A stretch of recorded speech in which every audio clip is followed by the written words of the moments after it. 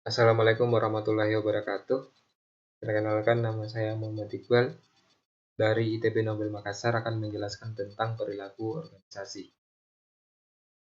Pada abad ke-20, muncul konsep-konsep baru tentang perilaku manusia dan organisasi, antara lain Max Weber sebagai pemikir dalam ilmu sosial lebih banyak orientasi pemikirannya menekankan kepada penjelasan mengenai organisasi dibanding dari pengembangan suatu prinsip yang bisa dipakai untuk mencapai tujuan praktis.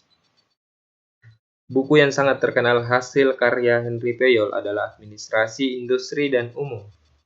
Tahun 1919, buku ini begitu sangat mempengaruhi pemikiran-pemikiran manajemen Eropa.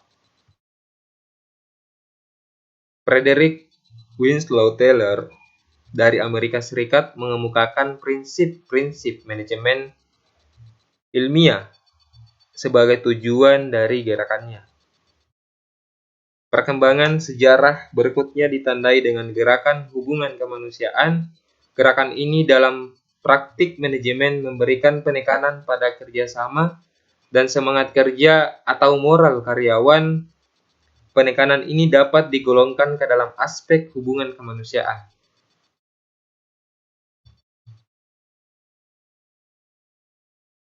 Manusia di dalam mengeksistensikan dirinya sebagai individu selamanya menginginkan untuk diperlakukan sebagai individu. Di dalam beraktivitas sehari-hari di muka bumi ini, setiap manusia sebagai individu memerlukan individu yang lain.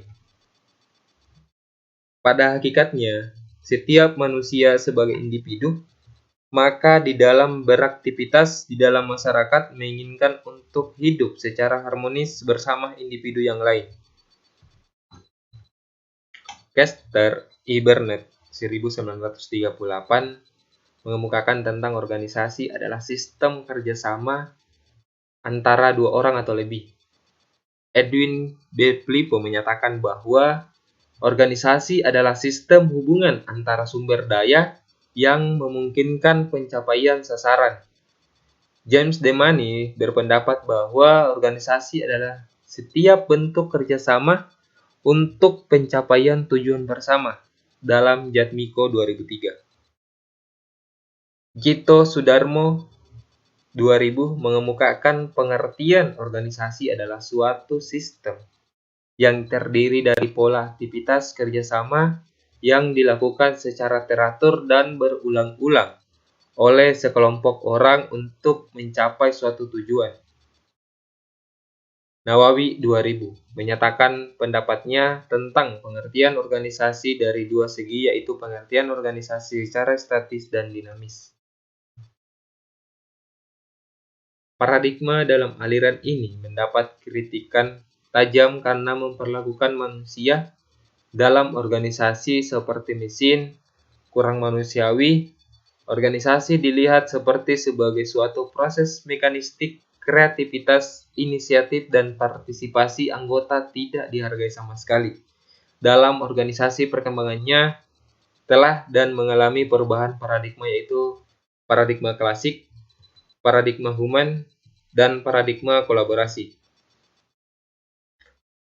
Perilaku organisasi adalah suatu studi yang menyangkut aspek-aspek tingkah laku manusia dalam suatu organisasi atau suatu kelompok tertentu. Ia meliputi aspek yang ditimbulkan dari pengaruh organisasi terhadap manusia, demikian pula aspek yang ditimbulkan dari pengaruh manusia terhadap organisasi. Dalam perspektif sistem pengendalian manajemen, Soekarno 2002 mengemukakan bahwa perilaku organisasi merupakan krusial untuk dapat memahami, menjelaskan, memperkirakan, dan mempengaruhi atau mengubah perilaku manusia yang terjadi di organisasi tempat kerja. Perilaku individu dalam organisasi. Karakteristik individu meliputi kemampuan, kebutuhan, kepercayaan, pengalaman, pengharapan, dan lainnya. Sedangkan karakteristik organisasi meliputi tentang hierarki, tugas-tugas, wewenang, tanggung jawab, sistem reward, sistem kontrol, dan lainnya. Salah satu cara untuk memahami sifat-sifat manusia ialah dengan menganalisa kembali prinsip-prinsip dasar yang merupakan salah satu bagian daripadanya. Prinsip-prinsip dasar itu sebagaimana dikemukakan oleh Toha 2007. Pertama, tentang manusia berbeda perilakunya karena kemampuannya tidak sama. Manusia mempunyai kebutuhan yang berbeda. Orang berpikir tentang masa depan dan membuat pilihan tentang bagaimana bertindak. Seseorang memahami lingkungannya dalam hubungannya dengan pengalaman masa lalu dan kebutuhannya. Seseorang itu mempunyai reaksi-reaksi senang atau tidak senang, afektif, tanpa mempersoalkan bagaimana orang mendefinisikan kepribadian. Beberapa prinsip pada umumnya yang diterima oleh para ahli psikologi adalah sebagai berikut. Kepribadian adalah suatu keseluruhan yang terorganisasi, apabila tidak, individu tidak mempunyai arti. Kepribadian kelihatannya di organisasi dalam pola tertentu. Pola ini sedikit banyak dapat diamati dan diukur. Walaupun kepribadian mempunyai dasar biologis, tetapi perkembangan khususnya adalah hasil dari lingkungan sosial dan kebudayaan. Kepribadian mempunyai beberapa segi yang dangkal seperti sikap untuk menjadi pemimpin, dan inti yang lebih dalam seperti sentimen mengenai wewenang atau etika kerja. Kepribadian mencakup ciri-ciri umum dan khas. Setiap orang berbeda satu sama lain dalam beberapa hal, sedangkan dalam beberapa hal serupa. Teori pembentukan kelompok. 3 elemen ini satu sama lain berhubungan secara langsung dan dapat dijelaskan sebagai berikut. Semakin banyak aktivitas-aktivitas seseorang dilakukan dengan orang lain, semakin beraneka interaksinya, dan juga semakin kuat tumbuhnya sentimen-sentimen mereka. Semakin banyak interaksi-interaksi di antara orang-orang, maka semakin banyak kemungkinan aktivitas-aktivitas dan sentimen yang ditularkan pada orang lain. Semakin banyak aktivitas dan sentimen yang ditularkan pada orang lain, dan semakin banyak sentimen seseorang dipahami oleh orang lain, maka semakin banyak kemungkinan ditularkannya aktivitas dan interaksi-interaksi. Bentuk-bentuk kelompok, kelompok primer, kelompok formal, dan kelompok informal. Menurut Gito Sudarmo 2000, prestasi kelompok dapat dipengaruhi oleh 2 hal, yakni faktor eksternal dan faktor internal.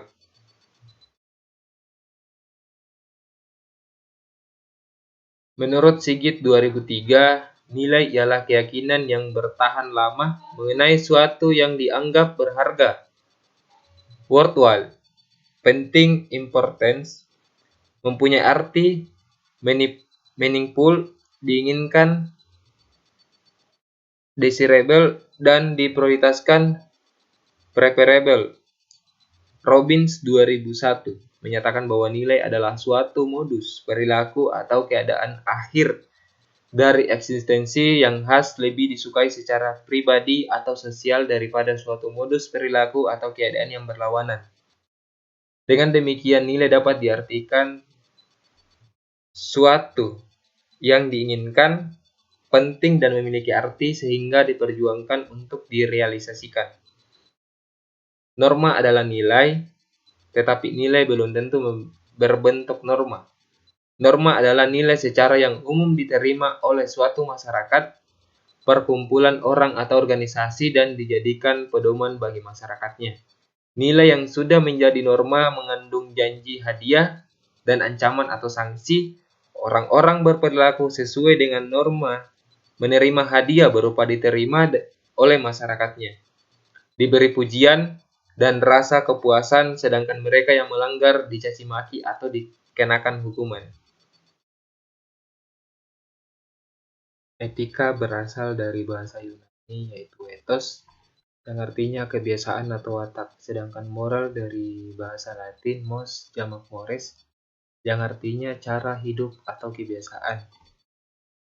Etika merupakan pokok permasalahan di dalam disiplin ilmu itu sendiri, yaitu nilai-nilai hidup dan hukum-hukum yang mengatur tingkah laku manusia. Moral dalam pengertiannya yang mengatur tingkah laku manusia.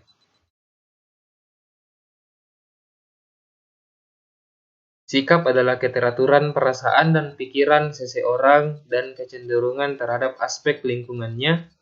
Milton 1981, sikap seseorang tercermin dari kecenderungan perilakunya dalam menghadapi suatu situasi lingkungan yang berhubungan dengannya.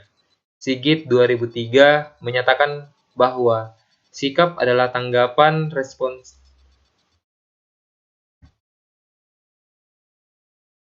yang mengandung komponen-komponen kognitif, pengetahuan, afektif,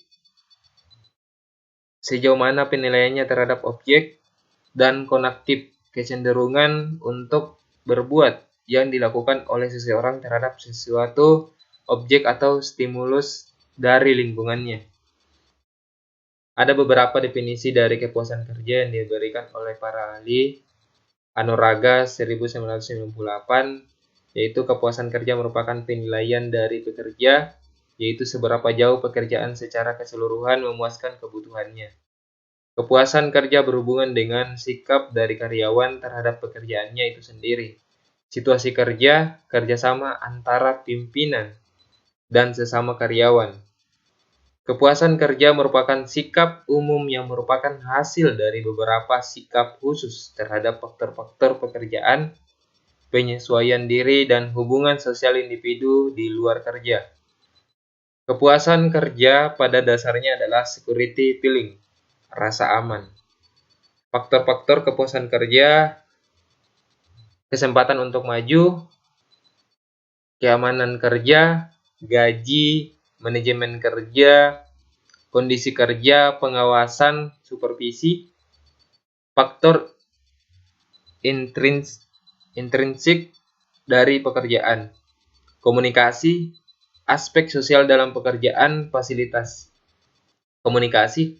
Dengan demikian, bila melihat apa yang terjadi ketika seseorang terlibat dalam komunikasi, maka akan ditemukan bahwa terdapat dua bentuk umum tindakan yang terjadi, yaitu penciptaan pesan atau lebih tepatnya penciptaan pertunjukan, display, penafsiran pesan atau penafsiran pertunjukan.